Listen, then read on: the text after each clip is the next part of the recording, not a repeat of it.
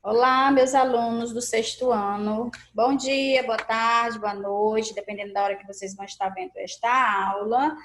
É a nossa segunda aula de três do nosso último conteúdo, capítulo 8, é o conteúdo da nossa oitava avaliação. Eu falei para vocês que essa aula dividia ela em três, porque este mês de novembro nós vamos ter três aulas aí para a gente acompanhar. Quando for as primeiras semanas de dezembro já, né, no finalzinho de novembro já tem prova, pegando acho que um pouquinho de dezembro, a gente faz um reforço, uma aula gravada para reforçar aí alguns tópicos, alguns detalhes dessa aula. Então, o capítulo 8, ele está na página 100. Capítulo 8 trata aí de composição, elementos da composição visual ou apenas elementos visuais. Os primeiros elementos visuais que eu passei aqui para vocês, que eu falei aqui para vocês, foi sobre linha, cores e formas, certo? Dentro dessas questões e desses tópicos sobre linha, nós vimos um pouco de textura, nós vimos um pouco sobre as formas, que são formas orgânicas e formas geométricas, vimos aí um pouquinho das cores, né? As sensações e as emoções que as cores podem estar nos trazendo. Falei sobre um pouco de tonalidade, a graduação tonal, a cor em si, com a sua graduação, do claro para o escuro. Falei um pouco aí do abstracionismo, da forma abstrata e a forma figurativa. Forma abstrata é tudo aquilo que a gente olha e não compreende o que é, ela não tem uma forma definida, não faz parte da nossa realidade, do nosso mundo real. E a figurativa já é o inverso, é aquilo que a gente olha, identifica e consegue entender que faz parte da nossa realidade, ou se assemelha à nossa realidade, né? Aí a gente vai hoje para a segunda aula falando um pouco aí sobre alguns tipos de formas, né? As formas tridimensionais. Temos as formas planas e as formas tridimensionais. Não se preocupe, às vezes cai alguma panela, cai alguma coisa, não tem problema, continuemos. É que vocês podem ver que eu estou no meu estúdio, né? E aqui temos pessoas que estão trabalhando também. Mas vamos lá. Sobre as formas, eu quero que vocês peguem o livro de vocês, abram aí na página 106, ok? Página 106, 106. E aí o subtema, que temos o tema geral, né? Formas, elementos da linguagem visual. Temos aí os subtemas. Então, o subtema é formas tridimensionais. Vamos entender o que é a forma dentro dos elementos visuais. Eu vou aqui compartilhar o nosso material. Para quem não tem o livro, né? Acompanhe por aqui. Já aumentei aqui a tela, né, para a gente poder ler melhor. Estou sem óculos, porque eu fico muito ruim, né, de óculos, enfim. Então, formas tridimensionais. Temos aí um conceito? Temos, né? Que as obras têm as formas bidimensionais e as formas tridimensionais. As formas tridimensionais aí que a gente pode perceber é aquela forma onde temos altura, largura e profundidade, que tenha volume. Então, essa é a característica de uma forma tridimensional, onde ela tem três dimensões. Primeira dimensão, ela tem altura. Segunda dimensão, ela tem largura. E a outra dimensão, ela tem profundidade, um volume, né? Já as formas bidimensionais são aquelas que têm apenas duas dimensões, ou seja, altura e largura. Quando a gente vai olhar uma obra de arte, de uma tela, de um quadro, de uma pintura que está na parede, aquela obra que está lá, aquela imagem que está lá, aquele suporte, a gente considera ela uma obra bidimensional. Ela só tem duas dimensões. Ela tem a altura e tem a sua largura, duas dimensões. Quando a gente pega aí uma escultura, que a gente consegue colocá-la num lugar e dar uma voltinha ao seu redor, a gente consegue percebê-la por toda a sua totalidade, que na frente ela é de um jeito, na altura ela tem o seu tamanho, na lateral ela já é de uma outra forma e por trás, né, ela tem uma outra forma. A gente considera que essa obra ela é tridimensional, ela tem três dimensões. Aí, bem no conceito, tem dizendo o seguinte: na arte existem obras bidimensionais e obras tridimensionais. Você sabe qual é essa diferença? Acabei de mencionar para vocês. Tia, estou na dúvida, não entendi. Dá pausa no vídeo, recomeça novamente, porque você vai compreender. Eu falei de uma maneira muito clara, até dei exemplo, tá bom? Dei exemplo de uma pintura e dei exemplo de uma escultura. As obras bidimensionais possuem duas dimensões, que é altura e largura. Já na arte tridimensional, a obra tem uma terceira dimensão, que é a profundidade.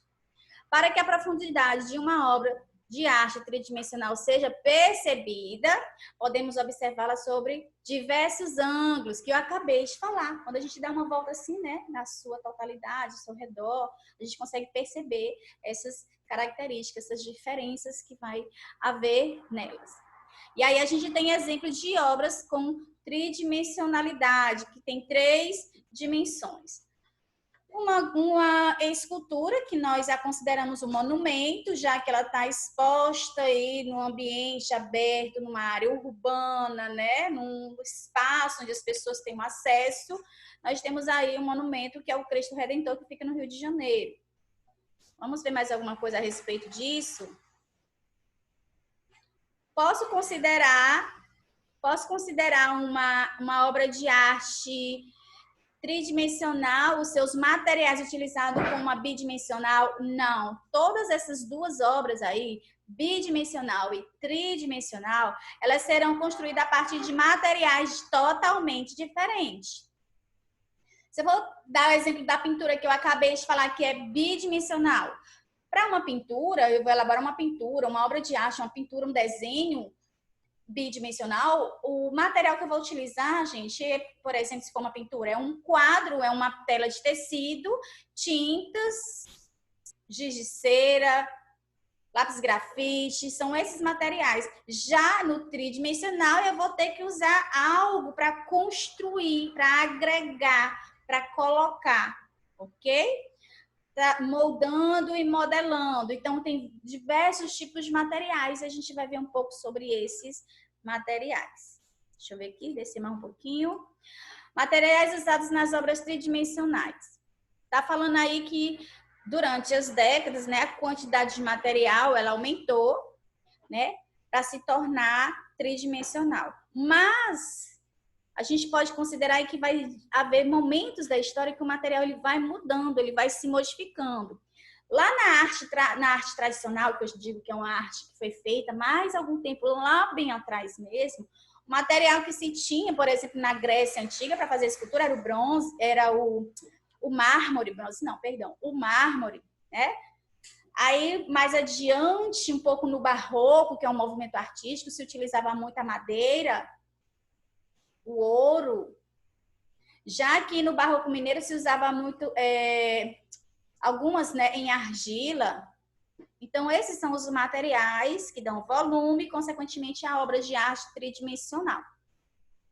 O uso desses materiais possibilita novos métodos para criar esculturas e instalações, o que dá liberdade e expressividade ao artista que trabalha com obras de 3 dimensões.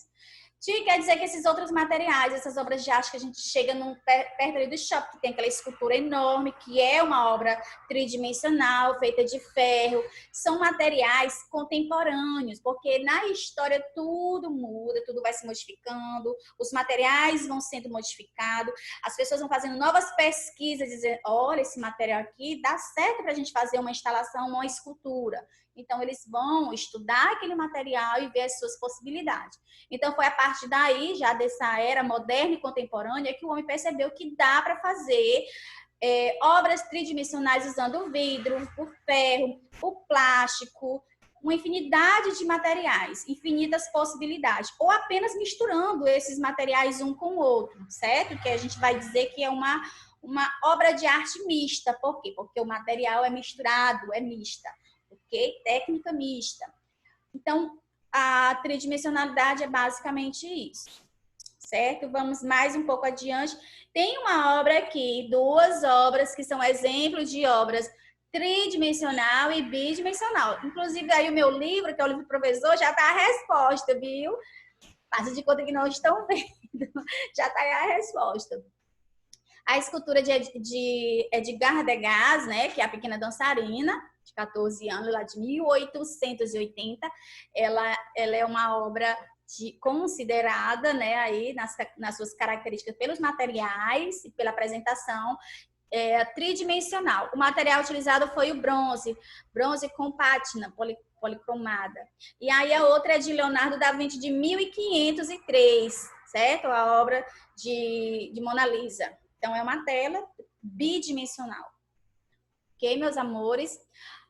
Vamos lá para outro tema. Vou colocar aqui um pouquinho acima. Temos um outro tema para a gente fechar essa aula 2, que são os elementos compostos. O que são esses elementos compostos? Meus amores, eu falei para vocês que dentro da linguagem visual vai existir linhas, pontos, texturas, né? Esses são os elementos. Mas vai haver aí outros tipos de materiais, principalmente nessa era moderna, que eu acabei de dizer, que são agregados na construção de obras artísticas.